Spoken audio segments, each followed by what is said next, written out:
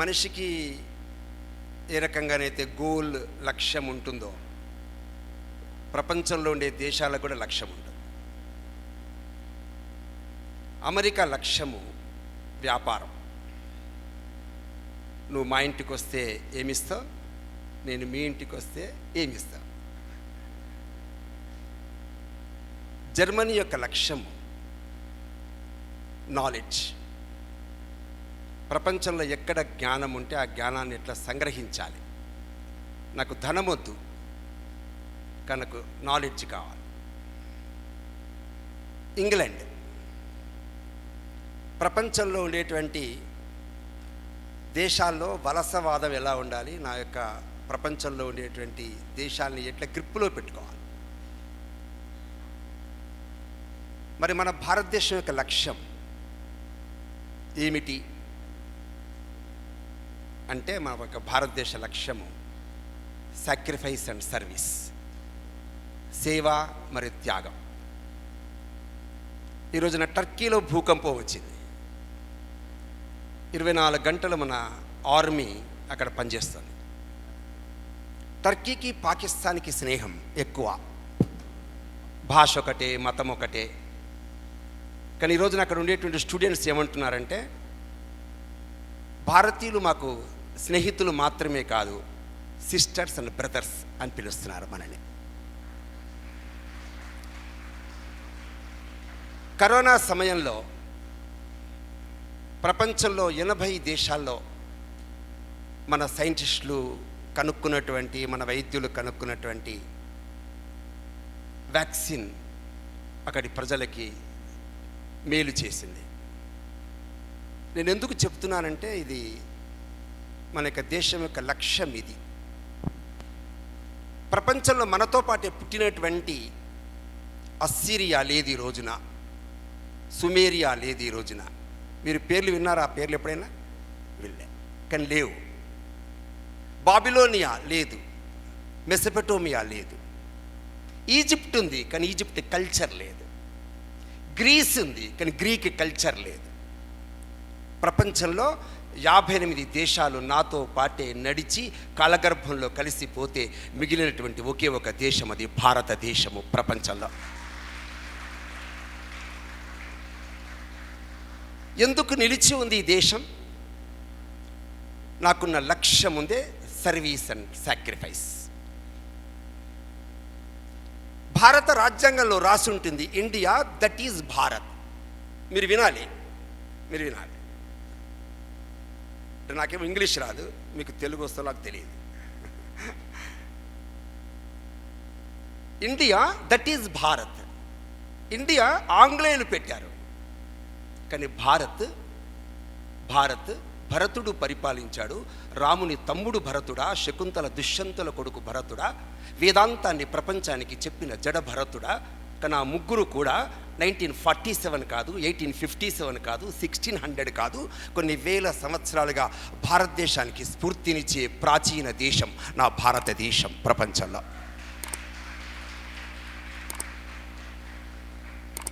నా బార్డర్లో 22 లక్షల మంది సైనికులు కాపలా కాస్తుంటారు. మన అక్కడికి వెళ్ళి ఎందుకు కాపలా కాస్తారు? ఈ మంచు కొండల్లో ఈ ఆక్సిజన్ లేని చోటు ఎందుకుంటారు? మా హైదరాబాద్కి వస్తే ఎంత ఎంజాయ్ చేయొచ్చు అన్న క్షణం వాళ్ళందరూ ఖాళీ చేసి మీ దగ్గరికి వస్తే ఈ దేశం ఉండదు, ఈ ఫ్యామిలీస్ ఉండవు దేశంలో. 1999 టైగర్ హిల్స్ని ఆక్రమించింది పాకిస్తాన్. 21 మంది సైనికులు అక్కడికక్కడే చచ్చిపోయారు. 20 మంది చచ్చిపోయారు, ఒకడు మాత్రం చనిపోయినట్టు నటించాడు. పాకుతూ కిందికి వచ్చాడు, జారుతూ కిందికొచ్చి కింద మన ఇండియన్ బెటాలియన్కి చెప్పాడు. అప్పుడు మన వాళ్ళంతా పైకి వెళ్ళారు. అక్కడ ఉన్నటువంటి పాకిస్తాన్ సైనికుల్ని ధ్వంసం చేసి గ్రెనేడ్స్ విరిసి మన భారతీయ పతాకాన్ని పైన ఎగరేసినటువంటి రోజు కార్గిల్ 1999 దేశం. ఆ సైనికుడు ఇప్పుడు ఉన్నాడు, బ్రతికున్నాడు. ఆయన అడిగారు, యోగేంద్ర సింగ్ జాదవ్ అతని పేరు, నువ్వు ఎలా చనిపోయినట్టు నటించావు. నీ శరీరంలో ఎన్ని బుల్లెట్లున్నాయి? సుమారుగా భుజానికి కాళ్ళకి 15 బుల్లెట్లున్నాయి శరీరంలో.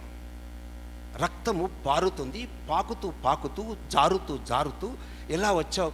మీ అమ్మ గుర్తు రాలేదా? మీ నాన్న గుర్తు రాలేదా? నీకు పెళ్ళయింది కొత్తగా, మీ పాప గుర్తు రాలేదా? అప్పుడు చెప్పాడు జోగిందర్ సింగ్ జాదవ్, నాకు ఎవరు గుర్తు రాలే, నాకు భారత మాత గుర్తొచ్చిందంటే.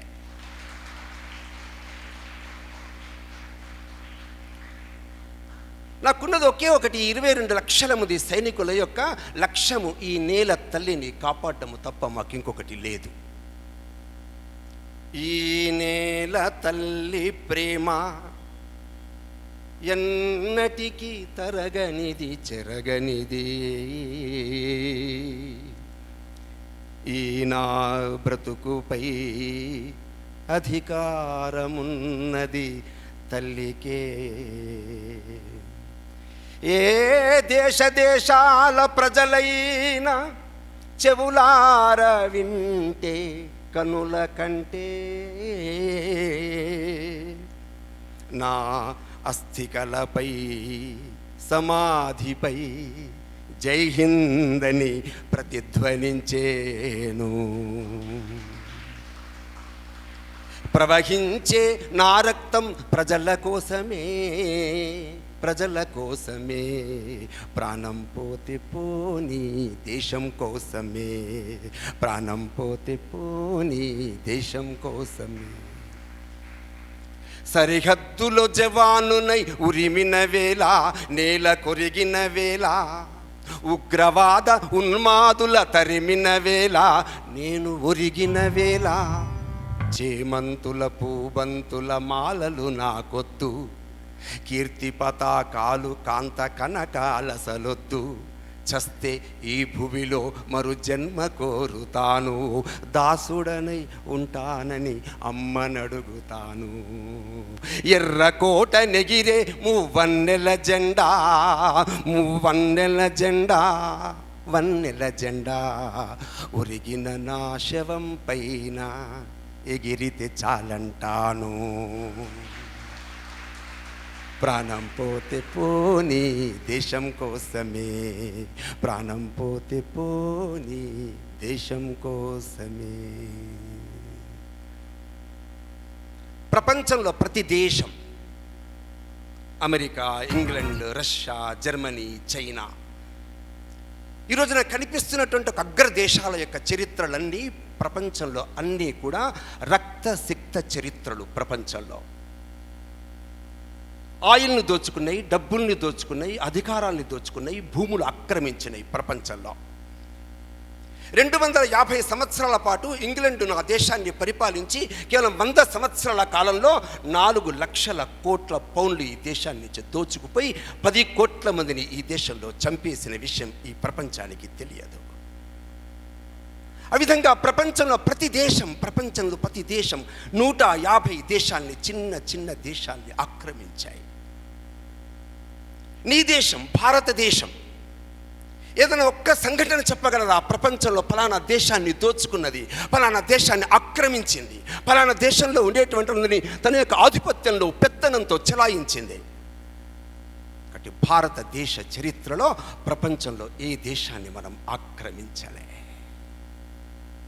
ఈ దేశంలో ఒక పుట్టినటువంటి పిల్లవాడు యువకుడై పెళ్లి చేసుకున్న తర్వాత, పిల్లవాడు కన్న తర్వాత అందమైన కొడుకుని, అందమైన భార్యని, అమ్మ నాన్నల్ని, సామ్రాజ్యాన్ని, ధనాన్ని వదిలిపెట్టి ఒక చెట్టు కింద కూర్చుని ధ్యానము చేసి ప్రపంచంలో ఆసియా ఖండంలో ఉండే అన్ని దేశాలు తిరిగి మానవత్వాన్ని పంచినటువంటి బుద్ధుడు పుట్టినటువంటి దేశం నా భారతదేశం. మిత్రులారా, మీరున్నారే, మీరందరూ ప్రపంచాన్ని రక్తసిక్తం చేసి మనుషులను జయించారు. కానీ మేము మనస్సులను జయించిన దేశం భారతదేశం ప్రపంచంలో.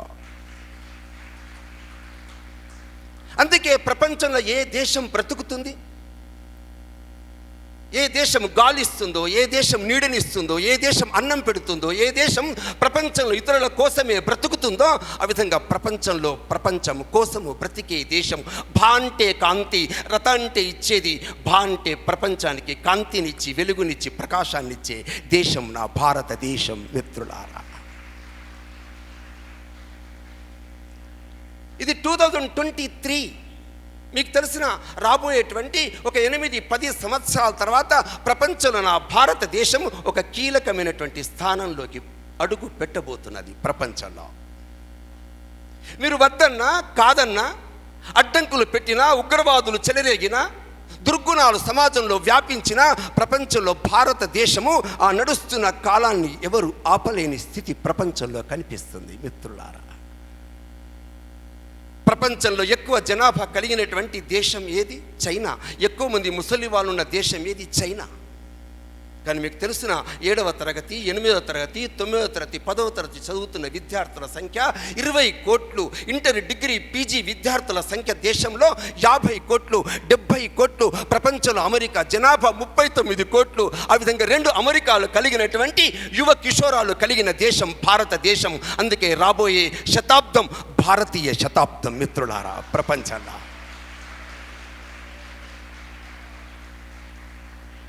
ఎవరైనా ఆపగలరా దేశాన్ని?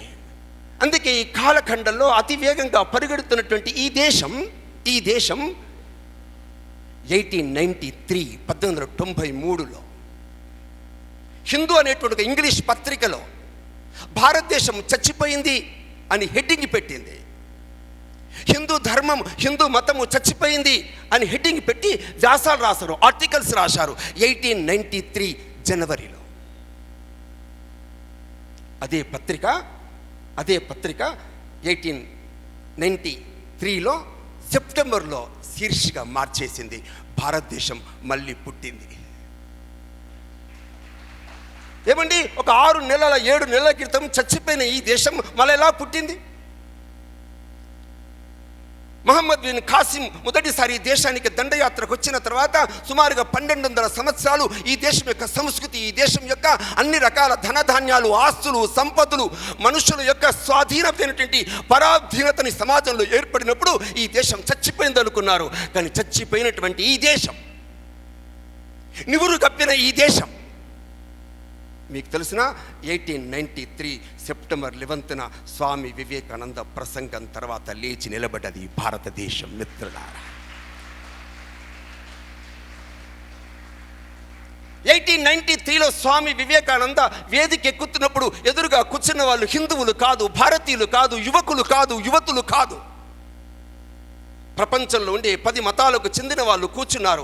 7,000 మంది పాశ్చాత్య వ్యక్తులు కూర్చున్నారు. పెద్ద పెద్ద ఆర్చ్ బిషప్ చర్చిల యొక్క అధిపతులు కూర్చున్నారు. పెద్ద యూనివర్సిటీల యొక్క డీన్స్ కూర్చున్నారు, వింటున్నారు స్వామి వివేకానందని. ఎదురుగా కూర్చున్న వాళ్ళు ఏం కామెంట్ చేస్తున్నారు తెలిసిన? ఎక్కడి నుంచి వచ్చాడు? ఇండియా నుంచి వచ్చాడు. ఇండియా అంటే నేను చిన్న పుస్తకంలో చదివాను. ఇండియా అంటే ఇండియన్ అని ఇట్లా శీర్షిక హెడ్డింగ్ ఉంటే దానికి ఇది బొమ్మ ఉంది. ఆ బొమ్మ ఏంటో తెలిసిన? ఒక తల్లి గర్భవతి అయిన తర్వాత మొదటి కాన్పులో పిల్లవాన్ని ముసలికి ఆహారం ఇచ్చే మూఢాచార దేశం. ఓహో, ఆ దేశం నుంచి వచ్చాడా? అటొక కర్ర ఇటొక కర్ర పాతి తాడు కట్టి ఆ తాడు పైన విన్యాసాలు చేస్తున్నటువంటి ఒక సర్కస్ దృశ్యాన్ని ప్రచురించి భారతీయులంటే సర్కస్ ఆటగాళ్ళు.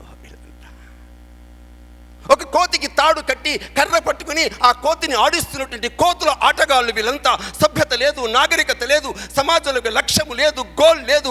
అందుకోసమే అనాగరికులుగా బతుకుతున్నటువంటి భారతీయుల్ని మేము పరిపాలిస్తున్నాము ఆంగ్లేయులము. మా భాష డామినేట్ చేస్తుంది, మా జీవన శైలి, మాకున్నటువంటి విధి విధానాలు అందరూ అనుసరిస్తున్నారు. అందుకే మేము గ్రేట్ గ్రేట్ అని అనుకుంటూ అందరూ వెక్కిరిస్తుంటే స్వామి వివేకానంద ఒక మాట చెప్పాడు. అమెరికన్ సిస్టర్స్ అండ్ బ్రదర్స్,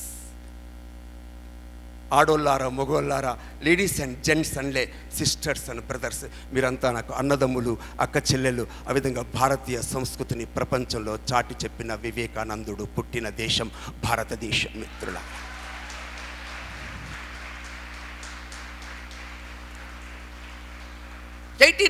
తర్వాత 1895 1895లో ఐర్లాండ్ గుండా ఇంగ్లాండ్ వెళ్ళాడు. మీకు తెలిసిన ఇంగ్లాండ్లో ఎదురుగా కూర్చున్న వాళ్ళంతా మొత్తము మహిళలే, అందరూ మహిళలే వచ్చారు ఆ కార్యక్రమానికి. ఒక మహిళ వచ్చింది, ఎంగేజ్మెంట్ అయింది, భర్త చనిపోయాడు, బైబిల్ పట్టుకుని చర్చికి వెళ్తుంది, నిరాశతో కృంగిపోతుంది. ఆమెకు చెప్పారు, ఆమె పేరు మార్గరెట్ ఎలిజబెత్ నోబుల్, నువ్వు వెళ్ళు, వివేకానంద అనట, భారత్ నుంచి వచ్చాట, ఏం చెప్తాడు విను. ఆమె మధ్యలో కూర్చుని ఉంది. స్వామి వివేకానంద ఒక 45 minutes, గంట సేపు మాట్లాడాడు. ఆ పరిగెత్తుకుంటూ వచ్చింది ఆ వనిత, స్వామీజీ ఇప్పటి వరకు ఒక నిరాశపూరితమైన వాతావరణంలో బ్రతుకుతున్నాను, అసలు ఈ దేశంలో నేను ఎందుకు పుట్టానా, పుడితే దేశం భారతదేశంలో పుట్టాల్సి ఉండే, అలాంటి గొప్ప దేశాన్ని మాకు చూపించారన్నాడు ఆమె.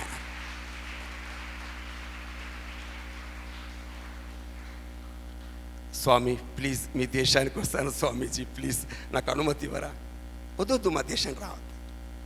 ఎందుకు స్వామీజీ, బాగా ఎండ ఉంటుంది, చెమట ఎక్కువ వస్తుంది, మీ దేశంలో చల్లగా ఉంటుంది, ఇక్కడే ఉండు. లేదు స్వామీజీ మీ దగ్గరికే వస్తాను. ఆమె ఇక్కడికి వచ్చింది, చీర కట్టుకోవడం నేర్పింది, ముగ్గు నేర్చుకోవడం ఉంది, వంటలు వండడం నేర్పింది. ప్రజల మధ్య, పిల్లల మధ్య ప్లేగు వ్యాధి, కలరా వ్యాధి, హుగ్లీ వరదలు వస్తున్నప్పుడు సమాజంలో సేవలు చేసింది. మీకు తెలిసిన 13 సంవత్సరాలు ఆ విధంగా సమాజానికి సేవ చేసిన ఆమె పేరు మార్చుకుంది సోదరి నివేదిత.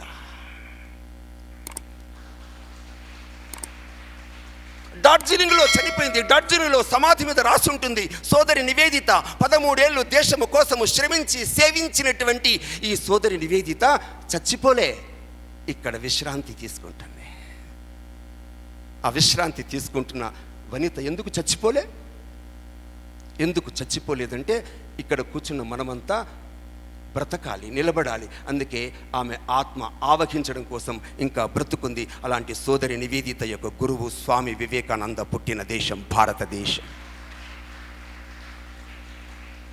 కొన్ని వందల వేల కిలోమీటర్ల దూరంలో ఒకవని భారతదేశానికి వచ్చి సేవ చేయగలిగినప్పుడు నువ్వెందుకు చేయలేవు? అమ్మని, నాన్నని, కుటుంబాన్ని, ధనాన్ని, ఆస్తుల్ని, అంతస్తుని వదిలిపెట్టి భారతదేశము ఒక బానిస దేశం, ఆ రోజులో ఆంగ్లేయులు పరిపాలిస్తున్న దేశము. ఈ దేశము కోసము ఒక శ్రమించిన వనితను చూసి నేనెందుకు స్ఫూర్తి పొందకూడదు? ఆ విధంగా ఒక్కరు కాదు, ఇద్దరు కాదు, స్వామి వివేకానంద ఒక్కడై వెళ్ళాడు. 3000 మంది శిష్యులు స్వామి వివేకానందకి పాదాక్రాంతులయ్యారు. అది వివేకానంద దేశంలో.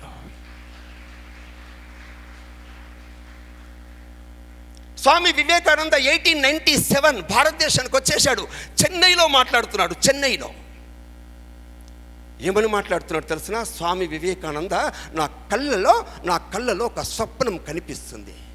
మీరు స్వప్నం అంటే పగటి కలలు కాదు. స్వప్నం అంటే ఆయాచితంగా, యాక్సిడెంటల్గా వచ్చిన కళ కాదు. నా కళ్ళ ముందు ఎదురుగా కనిపిస్తుంది, కళనే. కానీ ఆయాచిత కలపు కాదు, లేకుంటే పగటి కళ కాదు. ఏమి కళ కనిపిస్తుంది? నా భారత మాత సింహాసనం మీద కూర్చుంటే ప్రపంచమంతా చేతులెత్తి నతమస్తకమై కూర్చున్న దృశ్యం కనిపిస్తుంది. స్వతంత్రముతో, పరాధీనత నుంచి ఒక స్వతంత్ర భావాలతో, స్వేచ్ఛ, స్వాతంత్ర, సమానత్వ భావాలతో నిలిచినటువంటి నా భారత మాత కనిపిస్తున్నాడు స్వామి వివేకానంద. 1947లో దేశానికి స్వాతంత్రం వచ్చింది. మీకు అర్థమవుతుందా ఈ విషయం? ఒక 50 సంవత్సరాల క్రితం, ఒక 100 సంవత్సరాల క్రితం స్వామి వివేకానంద భారతదేశం యొక్క ఒక దృశ్యాన్ని చెన్నైలో చెప్పాడు. రాబోయే ప్రపంచం భారతదేశంలో ఒక ఉన్నతమైన దేశంగా నిలబడగలుగుతుంది. స్వామి వివేకానంద ఎలా చెప్పగలిగాడు? అతను మనలాగే తల్లి గర్భంలో పుట్టినవాడే కదా, మనలాగే చదువుకున్నవాడు కదా, మనలాగే అల్లరి చేసేవాడు కదా, మనలాగే ఇంగ్లీష్ ముక్కలు నేర్చుకున్నవాడే కదా. అతను రాబోయేటువంటి 50 దేశాల్లో భారతదేశం యొక్క ఒక స్పష్టమైనటువంటి విధానాలు, ఒక స్పష్టమైన రూపము స్వామి వివేకానందకి ఎందుకు కనిపించింది? స్వామి వివేకానంద ఇంగ్లీష్ చదివాడు కాబట్టి గొప్పవాడయ్యాడా? స్వామి వివేకానంద అందరితో డిబేట్స్ చేస్తాడు కాబట్టి గొప్పవాడయ్యాడా? స్వామి వివేకానంద అమెరికా, ఇంగ్లాండ్ ఇలాంటి దేశాలు తిరిగాడు కాబట్టి గొప్పవాడయ్యాడా? స్వామి వివేకానంద పుస్తకాలన్నీ తిరిగేసి కాబట్టి గొప్పవాడయ్యాడా? స్వామి వివేకానంద కేవలం విద్య నేర్చుకున్నందువల్ల గొప్పవాడు కాలే. ఎందుకు గొప్పవాడయ్యాడు? తన వ్యక్తిత్వాన్ని మార్చుకున్నాడు. మీకు తెలిసిన స్వామి వివేకానంద ఇంగ్లాండులో, అమెరికాలో, ఐర్లాండ్లో తిరుగుతుంటే అమ్మాయిలు వెంటబడ్డారు. స్వామి వెంట, స్వామీజీ అసలు ఎంత స్మార్ట్గా ఉన్నారు, ఎంత చురుగ్గా ఉన్నారు, 30 సంవత్సరాల వయసులో అసలు మీ అందం చూస్తే, చురుకుదనం చూస్తే ఎంత అనిపిస్తుంది, నన్ను పెళ్లి చేసుకోండి. ఎందుకు పెళ్లి చేసుకోవాలి? మనకు నీలాగా అందమైన కొడుకు పుడతాడు. అప్పుడు స్వామి వివేకానంద అన్నాడు, నేను నిన్ను పెళ్లి చేసుకుంటే కొడుకు పుడతాడు, అట్లాంటి డూప్లికేట్ కొడుకు నీకెందుకు, నన్నే కొడుకుగా భావించమన్నాడు స్వామి వివేకానంద. స్వామి వివేకానందని ఆకర్షించినటువంటి వ్యక్తులు లేరు సుమా. ప్రపంచంలో ఆ రోజున అత్యంత ధనికమైనటువంటి స్థితిలో బ్రతుకుతున్నటువంటి ఒక వ్యక్తి, అతని పేరు రాక్ ఫెల్లర్. స్వామి వివేకానంద ఒక గదిలో కూర్చుంటే స్వామి వివేకానంద పేరు విని వచ్చాడు, రాక్ ఫెల్లర్. రాక్ ఫెల్లర్ అనుకున్నాడు, ఈ స్వామి వివేకానంద మా అమెరికాకి ఎందుకు వచ్చాడు? డబ్బుల కోసం వచ్చాడు. డబ్బుల కోసం వచ్చాడా? కానీ డబ్బుల కోసం వచ్చేటువంటి ఈ స్వామి వివేకానంద దగ్గరికి వచ్చి చెక్కు మీద కొన్ని కోట్ల రూపాయలు ఆ విధంగా రాసి ఆయన ముందర పెట్టాడు, పడేశాడు. స్వామీజీ ఇదిగో డబ్బులు తీసుకో. ఇప్పుడు ఆ స్వామీజీ ఆ చెక్కు తీసుకొని పక్కన పెట్టాడు. స్వామీజీ థ్యాంక్స్ చెప్పవా? కనీసం థ్యాంక్స్, నేను చెక్ ఇస్తే థ్యాంక్స్ చెప్పవా? పెన్ను తీసుకొని సంతకం పెట్టి వాపస్ ఇస్తే థ్యాంక్ యూ అని చెప్తారు ఏ సమాజంలో? నేను ఇన్ని లక్షల రూపాయలు చెక్కు మీద రాసిస్తే థ్యాంక్స్ చెప్పా? అప్పుడు స్వామి వివేకానంద అన్నాడు, ఎందుకు ఇచ్చారు డబ్బులు అన్నాడు. నేను పేదవాళ్ళ కోసం డబ్బులు ఇచ్చాను. అంటే పేదవాళ్ళకి ఇచ్చినందువల్ల నీ డబ్బుకి ప్రాధాన్యత పెరిగింది, అందుకే కదా. మరి ఆ పేదవాళ్ళు లేకపోతే నీ డబ్బు ఏం పనికి వస్తుంది? అందుకే పేదవాళ్ళు ఉన్నారు కాబట్టి నీ ధనికత్వం ఉంది, నువ్వే థ్యాంక్స్ చెప్పన్నాడు స్వామి వివేకానంద. మీకు అర్థమవుతుందా? సమాజంలో నేను ధనికుని దానం చేస్తున్నా, అసలు దానం పుచ్చుకునేవాడు లేకపోతే నీ దానం ఏం పనికి వస్తుంది సుమా? అందుకోసమే స్వామి వివేకానంద ఎందుకు గొప్పవాడయ్యాడంటే అతను హృదయంలో అనుభూతి చెందాడు. స్వామి వివేకానంద కొలంబో టు ఆల్మోరా ప్రయాణం చేసినప్పుడు కనిపిస్తున్నటువంటి దుస్థితులు, సామాజిక స్థితిగతులు, ప్రజల్లో ఉండే అజ్ఞానము, దారిద్ర్యము చూసి చెల్లించాడు సమాజంలో. స్వామి వివేకానంద గురువు ఎవరండి? రామకృష్ణ పరమహంస. పాపం చదువు రాదు సరిగ్గా ఆయనకి. రామకృష్ణ నీ పేరు రాయి అంటే రామకృష్ణ రాయడం చాతకాక రామకృష్ణో అని రాస్తాడు రామకృష్ణ పరమహంస. ఆయన గురువు, ఆయన శిష్యుడు. మీకు తెలిసిన రామకృష్ణ పరమహంస దక్షిణేశ్వరాన్ని వదిలిపెట్టి ప్రపంచం ఎక్కడ తిరగలే, దేశాలు తిరగలే, అసలు దేశాలు ఎక్కడికి వెళ్ళలే. కేవలము దక్షిణేశ్వరంలో ఆ కాళికమ్మ దగ్గర ఒక పూజలు చేస్తాడు, అర్చనలు చేస్తాడు. అలాంటి వ్యక్తి దగ్గరికి స్వామి వివేకానంద నరేంద్రుడై వచ్చినప్పుడు, ఆ నరేంద్రుడే వచ్చినటువంటి ఆ వ్యక్తిని వివేకానందగా తీర్చిదిద్ది ఒక బంతిని తయారు చేసి ఆ బంతిని ప్రపంచంలో విసిరేస్తే ఆ బంతితో ప్రపంచాన్ని ఆడుకున్నటువంటి రామకృష్ణ పరమహంస పుట్టిన దేశం భారతదేశం. మిత్రులారా, స్వామి వివేకానంద జయంతి మీ దేశంలో మాత్రమే కాదు సుమా. స్వామి వివేకానంద జయంతి ఏ చికాగోలో మాట్లాడాడో ఆ చికాగో హాల్కి స్వామి వివేకానంద హాల్. స్వామి వివేకానంద ఏ రోడ్డు మీద నడిచాడో స్వామి వివేకానంద మార్గ్. స్వామి వివేకానంద ఏ దేశం స్ఫూర్తి పొందిందో ఆ చైనా, రష్యాలు ఇవాళ ప్రపంచంలో స్వామి వివేకానంద గురించి మాట్లాడుతున్నాయి. భారతదేశంలో ఇలాంటి యూత్ ఏవైతే ఆర్గనైజేషన్స్ ఉన్నాయో అలాంటి లక్షలాది యూత్ ఆర్గనైజేషన్స్ స్వామి వివేకానందని బాటలో నడిపిస్తూ రాబోయే 1500 సంవత్సరాల తర్వాత అతని మాటలు, అతని సూక్తులు, అతని ఆదర్శాలు ప్రపంచం మరవకుండా చేసే ఒక అద్భుత పటిమ కలిగినటువంటి కరెంటు షాకుతో ప్రపంచంలో ఏ వ్యక్తిని సైతం విన్న తర్వాత రాత్రి నిద్ర పట్టకుండా ఉండేటువంటి పద్ధతిలో సమాజాన్ని చైతన్యవంతంగా నడిపించేటువంటి ఎవరైనా వ్యక్తి ఉంటే అతను వ్యక్తి కాదు, శక్తి. అతనే స్వామి వివేకానంద పుట్టిన దేశం భారతదేశం.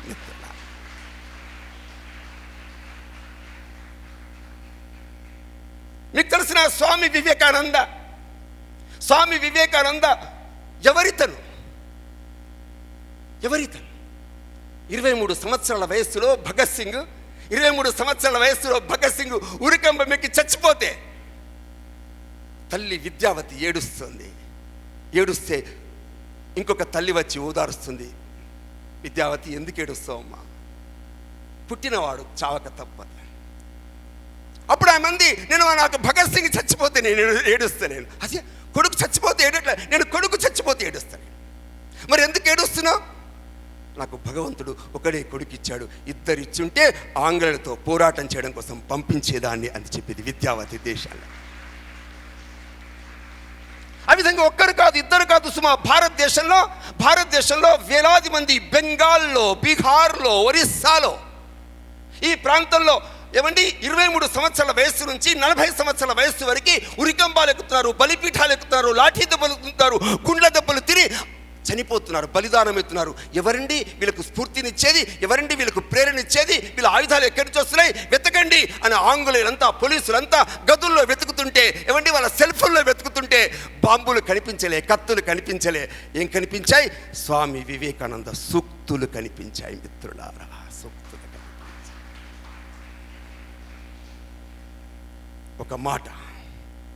ఒక మాట వెనుకున్న శక్తి, ఆ శక్తి వెనుక ఉన్నటువంటి స్వామి వివేకానందుని యొక్క వ్యక్తిత్వం ప్రపంచాన్ని నడిపిస్తుంది. మిత్రులారా, కాబట్టి నా దేశం ఇవాళ ఒక కీలకమైన దశలో ప్రయాణం చేస్తుంది. నా దేశం ఒక విచిత్ర దేశం. మిత్రులారా, నా దేశం విచిత్ర దేశం, ఎవరికి అర్థము కాని దేశం. ప్రపంచంలో ఒక దేశం ఉంది, ఆ దేశం పేరు న్యూజిలాండ్. ఆ న్యూజిలాండ్ దేశంలో అందరూ ఒకటే కలర్లో ఉంటారు, ఎర్రగా ఉంటారు అందరూ కూడా. ఎవరింటికి వెళ్ళినా ఒకే రకమైన వంటకం ఉంటుంది, పిజ్జా, బర్గర్, గోధుమ పంట తప్ప ఇంకేం పండదు ఆ దేశంలో. ఎవరిని అడిగినా ఇంగ్లీష్ భాష తప్ప ఏం మాట్లాడరు. యెహోవా తప్ప ఎవరిని వాళ్ళు ఆరాధించరు.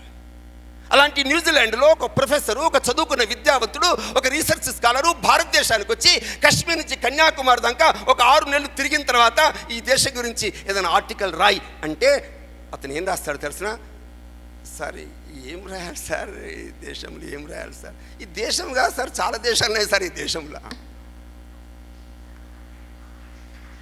10,000కు పైగా భాషలు, 7,50,000 గ్రామాలు, 20,000 నగరాలు, 10కి పైగా మతాలు, 5,000కు పైగా కులాలు, కులానికి నమ్మకాలు, ఆచారాలు, భాషలు, యాసలు, మండలికాలు.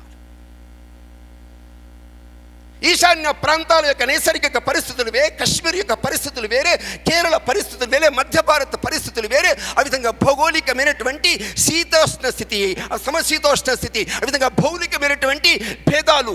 ప్రపంచంలో ఆఫ్రికా ఖండంలో ఎంత వైవిధ్యం ఉంటుందో, ఎన్ని పక్షులు, పశువులు రకరకాలుగా ఉంటాయో, భారతదేశంలో మనుషుల మధ్య ఇంత వైవిధ్యం ప్రపంచంలో ఎక్కలేదు. ఇలాంటి వైవిధ్యము కలిగినటువంటి ఈ దేశంలో కశ్మీర్ నుంచి కన్యాకుమారి వరకు భారత మాతాకి జై అంటే పలికే దేశం నా భారతదేశం. మిత్రులారా,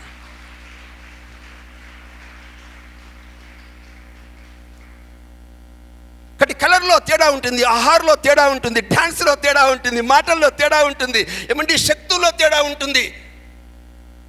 కానీ నాలో ఉండే ఆత్మ, నాలో ఉండే ఏకాత్మత ఒక్కటే అని ప్రపంచానికి తన వేదాంతాన్ని చెప్పాడు స్వామి వివేకానంద. కాబట్టి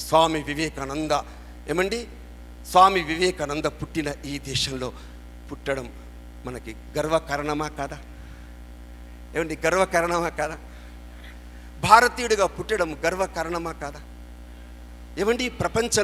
ప్రపంచంలో ఈ రోజున మన ఆర్థిక స్థితి ఏమిటో తెలిసిన? 1947లో ఆంగ్లేయులు వెళ్ళిపోయిన తర్వాత ఖజానా తలుపు తెరిచి చూస్తే, మన బీరువా తలుపు తెరిచి చూస్తే డబ్బులు లేవు, అప్పు పత్రాలు ఉన్నాయి దేశంలో, అప్పు పత్రాలు. 1947 నుంచి రూపురేఖలు మారిపోయి ఈ దేశంలో ఉండేటువంటి రైతులు, ఈ దేశంలో ఉండే వృత్తి కార్మికులు, ఈ దేశంలో ఉండేటువంటి సంచార జాతులు, ఈ దేశంలో అడవులో బ్రతికే గోండులు, గిరిజనులు, ఈ దేశంలో ఉండేటువంటి అన్ని వర్గాల ప్రజలు చెమటిడ్చి కష్టపడి జీవన శైలితో ప్రపంచంలో ఈ యొక్క రూపురేఖలు మార్చిన రోజు ఈ రోజున భారతదేశంలో $3 ట్రిలియన్ జీడిపిలో ముందున్నటువంటి దేశం భారతదేశం. మిత్రులారా, మీరు ఊహించగలరా? ఆఫ్ఘనిస్తాన్కి డబ్బులు ఇచ్చి, లంకకు డబ్బులు ఇచ్చి, ఇంకేదో భూటానికి డబ్బులు ఇచ్చి, చుట్టుపక్కల ఉండే దేశాలకి డబ్బులు ఇచ్చి ఆదుకుంటున్నటువంటి దేశం భారతదేశం. ఒకప్పుడు పిచ్చమెత్తుకుని తిరుగుతున్న దేశం ఈ రోజున ప్రపంచానికి డబ్బులు ఇవ్వగలిగేటువంటి చేతిని పైనుంచి ప్రపంచానికి ఇవ్వగలిగేటువంటి స్థానాన్ని ముందున్నటువంటి దేశం భారతదేశం. మిత్రులారా, ఇప్పుడు చెప్పండి, దేశంలో మార్పు వస్తుందా లేదా? ఆ దేశం యొక్క మార్పు వస్తున్నప్పుడు ఆ మార్పులో నా కంట్రిబ్యూషన్, ఆ మార్పులో నా యోగదానం, ఆ మార్పులో నేనేం చేయగలను? దీని కొరకే మన పూర్వీకులు కష్టపడ్డారు. ఒక చిన్న పిల్లవాడు 6వ తరగతి చదువుతున్నాడు పిల్లవాడు. సముద్ర బీచ్లో నడుస్తూ వెళ్తుంటే వాళ్ళ గురువు పేరు సుబ్రహ్మణ్య అయ్యర్ వేలు పట్టుకు నడుస్తుంటే పైన పక్షి ఎగురుతుంటే ఆ ఎగురుతున్న పక్షిని చూసి పిల్లవాడు అడిగాడు, మాస్టారు పైన పక్షి ఎగురుతుంది, నేను ఎగరగలనా? నువ్వు ఎగరగలవు. నువ్వు ఎగరవడమే కాదు సుమా, అసలు పైలట్ లేకుండా పైలట్ రహిత విమానాలు తయారు చేయగలనా? చదువు, ఏరోనాటిక్ ఇంజనీరింగ్ చేశాడు, ఎయిర్ స్పేస్ చేశాడు, శాస్త్రవేత్త అయ్యాడు. ప్రపంచంలో అప్పటికి 4 దేశాలు, చైనా, ఫ్రాన్స్, జర్మనీ, అమెరికా లాంటి దేశాలు ప్రపంచాన్ని భయపెడుతున్నావు. మీట నొత్తి స్విచ్ ఆన్ చేసి తమ యొక్క మిసైల్స్తో, క్షిపణులతో ప్రపంచాన్ని ధ్వంసం చేస్తున్నాయి. 1945లో నాగసాకి, హిరోషిమా బాంబులు వేశాయి ప్రపంచంలో, అమెరికా, జపాన్ పైన. ఆ విధంగా ప్రపంచంలో ఒక అల్లకల్లోలం జరిగి నేనే గొప్ప అని విర్రవీగుతున్నటువంటి సమయంలో ఈ దేశంలో ఒక మామూలు సాధారణ వ్యక్తి సైంటిస్ట్ అయ్యాడు. 2000 మంది సైంటిస్ట్తో కలిశాడు. అగ్ని, పృథ్వీ, ఆకాశ్, నాగ్, త్రిశూల్, ప్రభాత్, ప్రహార్ పేరుతో క్షిపణులు తయారు చేసి 2000 కిలోమీటర్ల దూరంలో ఉండేటువంటి సైన్యాన్ని భేదించగలిగేటువంటి ఒక శాస్త్రవేత్తగా ఎదిగి భారతదేశాన్ని 4 దేశాల వరుసలో పక్కన నిలబెట్టినటువంటి అబ్దుల్ కలాం పుట్టిన దేశం భారతదేశం.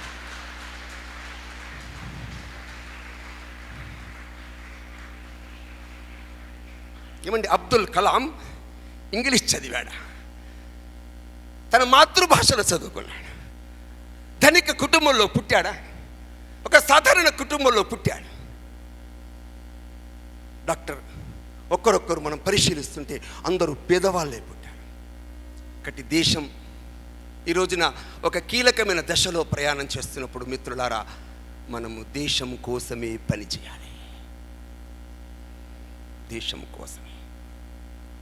ఇందాక స్కిట్స్ వేశారు. ఆ స్కిట్స్ రాసింది ఎవరు తెలుసా మీకు ఎవరికైనా? ఓ పాప రాసింది, అమ్మాయి. అందులో ఉంది ప్రేమలో పడ్డ చూడు అమ్మాయి రాసింది స్కిట్, చిన్న పాప. అంటే అద్భుతంగా సమాజంలో మార్పు కోసం ప్రయాణము జరుగుతున్న వేళ మన పరిస్థితులు ఆలోచించుకోవాలి మిత్రులారా.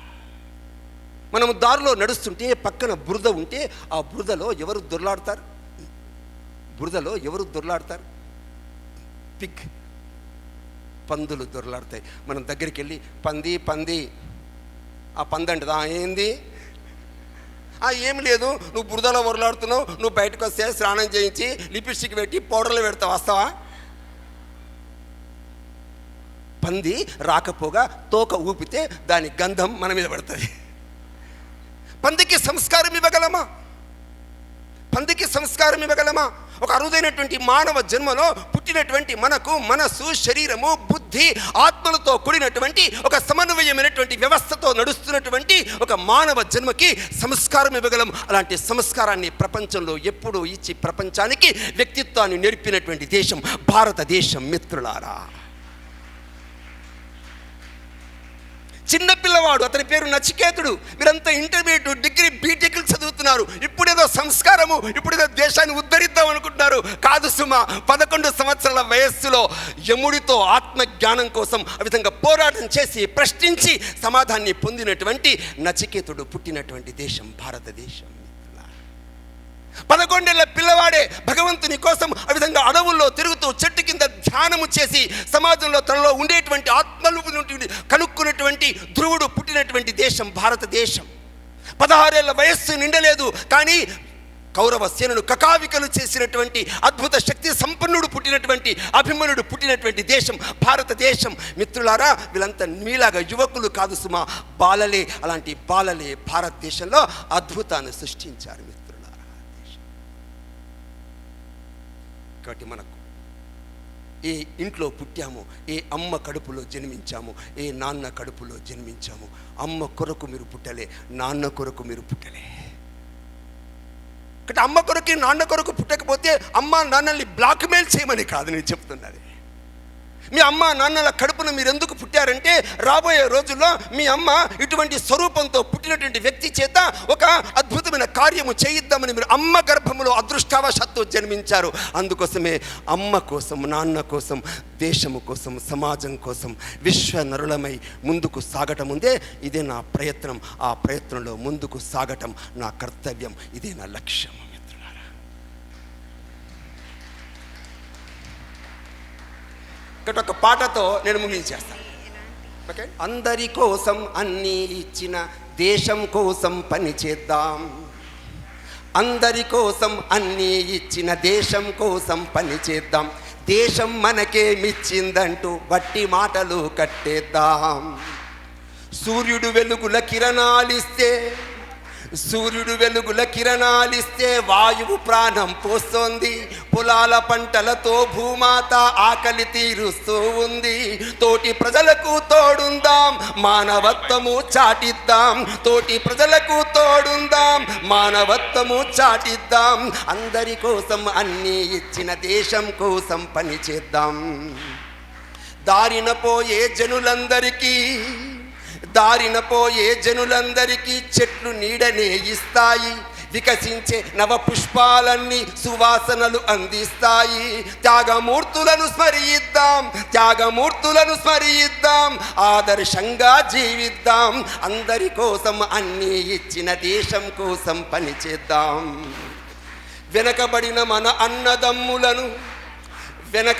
మన అన్నదమ్ములను ప్రగతి పథమున నడిపించాలి. మంచి మాటలే పలికించాలి, చదువుల సారం నేర్పించాలి. శ్రమించి దీపం వెలిగిద్దాం, ఉజ్వల కాంతిని నింపేద్దాం. అందరి కోసం అన్నీ ఇచ్చిన దేశం కోసం పని చేద్దాం. దేశం మనకేమిచ్చిందంటూ వట్టి మాటలు కట్టేద్దాం.